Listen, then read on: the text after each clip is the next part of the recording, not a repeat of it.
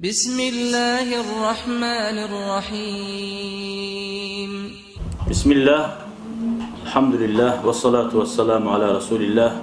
Amma ba'd, assalamu aleykum ve rahmetullah. Ayavlu kardeşlerim, çok sorular bula. Masalan, zikru majlis yurulagan yerige, ilmu majlis yurulagan yerige barip tınlagan adamna, uyda oturup televizyondan, internetten ya da maşinne oturup tınlagan adamla da bir yemik, zuvapta, barakatta bola mı? Bolmuyor kardeşlerim. Şunu bilme gerek. Ozokta ilmi bulan maşgul olup, ilmusu artar. O tınlagayına zuvap olur. Amma Peygamber aleyhissalatu vesselam hadisinde aytkan, şu barakallaga bolagan zat tınlagis neşik hadisi var.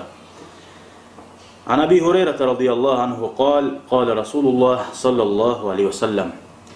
Abi Hureyre ashaba ayta bizge ozor Allah razı olsun. Peygamberimiz aleyhissalatu vesselam aytti dedi. وَمَا اجْتَمَعَ قَوْمٌ فِي بَيْتٍ مِّنْ بُيُوتِ اللّٰهِ يَتْلُونَ كِتَابَ اللّٰهِ وَيَتَدَارَسُونَهُ.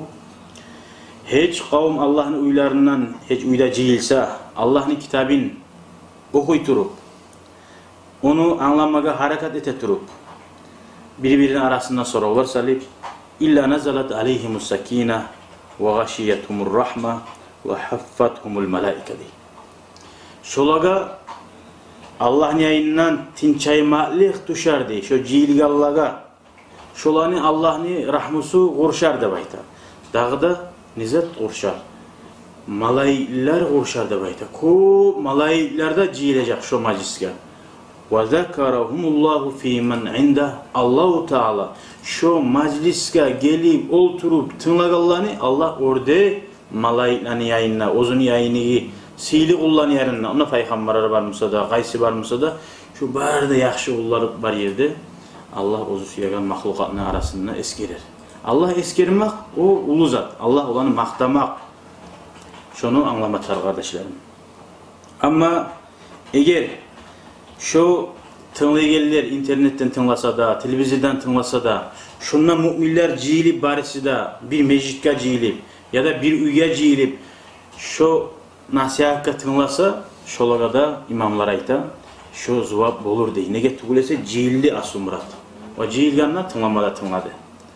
Ama yalnız olturgan adam bulan, gelip malayikler olturada baymadı. Olturan malayikler kop bol cihilgan zamanla. Yalnız masjidkada hastı oldu bayta, İmam Nevavi rahimahullah, şu hadisten murad masjidde baytmak bulan, kovusu masjidlerde yurulagan sali aldığını Peygamberin zamanına aleyhissalatu vesselam o ashabaların zamanına. Hali şöyle madrasada cihilsada Allah için şolagada malayikler hoşulup, urşalıp Allah-u Teala şolanı da eskirir de bayta.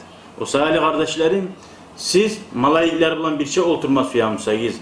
Allah'ın eskerilen şu rahmati ulu bulup sizin urşaganı suyamsagiz.